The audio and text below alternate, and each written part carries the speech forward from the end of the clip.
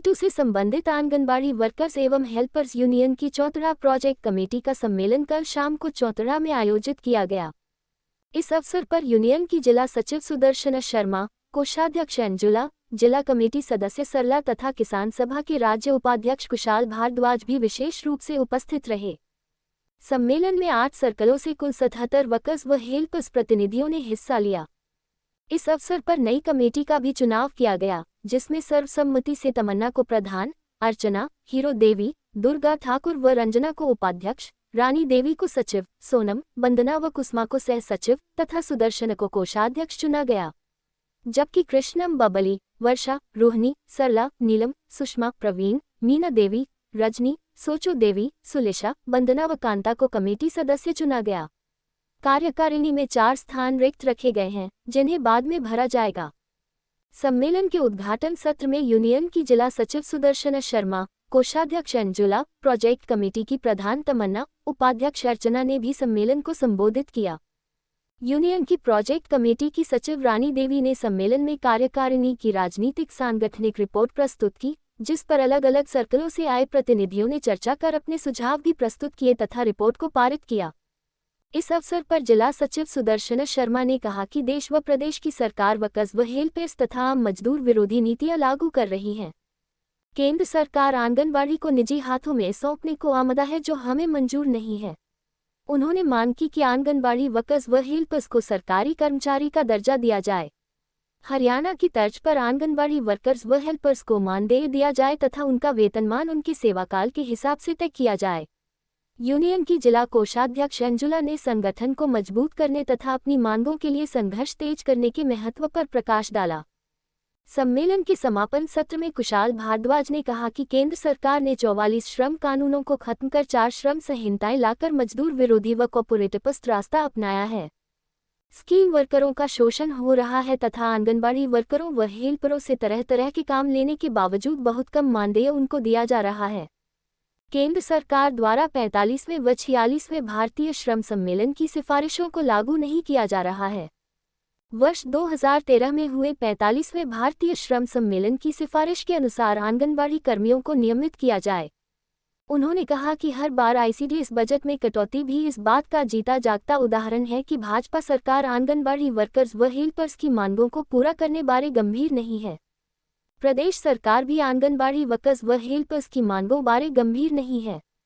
आंगनबाड़ी की जब शुरुआत हुई थी तो उन्हें मात्र 150 से 300 रुपये मानदेय मिलता था और आज यह मानदेय 10,000 रुपये मासिक तक पहुंचा है, तो ये भी सीटू से संबंधित यूनियन के बैनर तले संगठित होकर हजारों वर्करों व हेल्परों के अनवरत संघर्षों के चलते ही संभव हुआ है।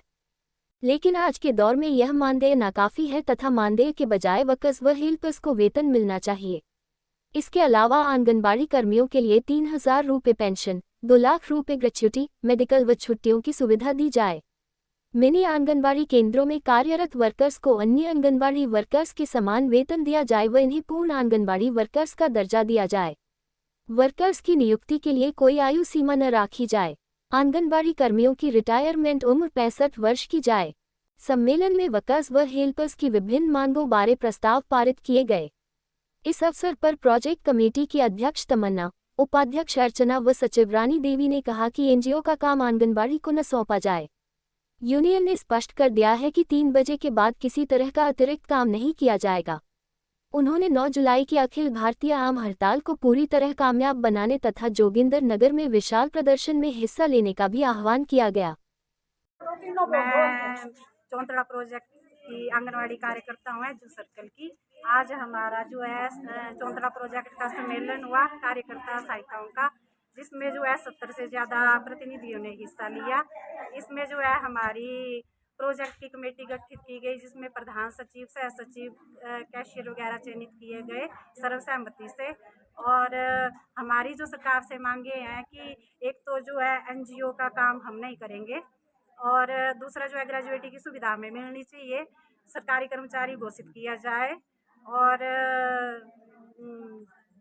सरकारी कर्मचारी घोषित किया जाए और जो मेडिकल लीव वगैरह सब डिपार्टमेंट को मिलती है वो भी हमें मिलनी चाहिए। हाँ, ग्रेजुएटी की सुविधा तो हमें मिलनी चाहिए जो समय।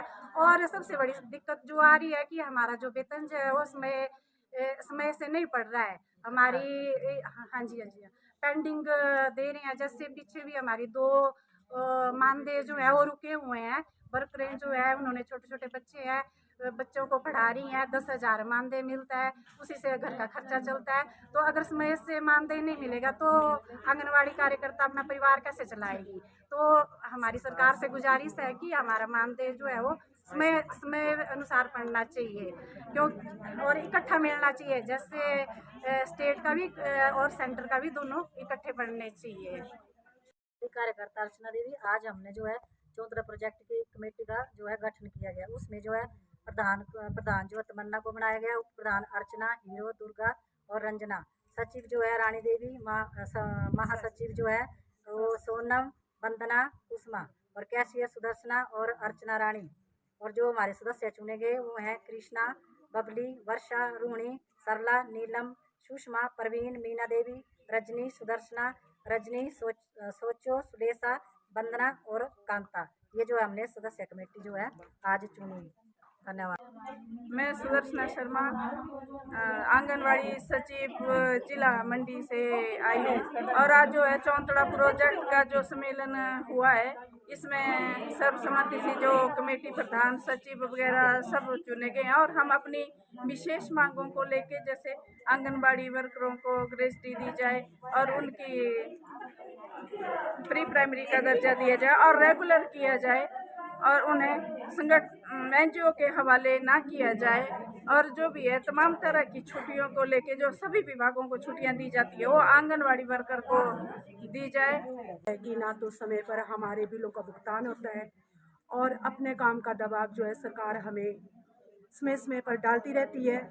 और जिस भी तरह के हम चाहते हैं कि हमारे जो भी हमारी समस्याएं हैं, मांगे हैं, तो उसमें जो है सरकार अनसुना कर देती है। और अपने कार्य को तो हमें 1, 2, 3 दिन में ट्रेनिंगें करवा करके डीसी के माध्यम से, तो वो कोई कमाल का कैंप इसमें हिस्सेदारी लें बोले, तो हम जो है आंगनवाड़ी ना तो समय पर हमें किसी भी तरह की सैलरी पड़ती है, हमें भी अपना परिवार चलाना पड़ता है। जो एक खासकर हमारी, आपको पता होता है आंगनवाड़ी में किस तरह के सदस्य गरीब तबके परिवारों से आई होती हैं, एकल नारियां बहुत सी होती हैं, तो जो एक मानदेय के ऊपर ही निर्धारित होती है। तो दुकानों का राशन उधार लिया होता है, उन्हें देने के लिए भी हमारे पास पैसा अवेलेबल नहीं होता है। हमारी सरकार से गुजारिश रहेगी कि दोनों पेमेंटों को इकट्ठा डाला जाए और हमारी समस्याओं का जो है निदान जो है समय पर किया जाए। तो वही हमारे चौंतड़ा प्रोजेक्ट में जो सम्मेलन हमारा ये किया, इन्हीं समस्याओं को लेकर के जो है सफल रहा, जिसमें हमारे काफ़ी 7-8 सर्कलों की सदस्यों ने भाग लिया।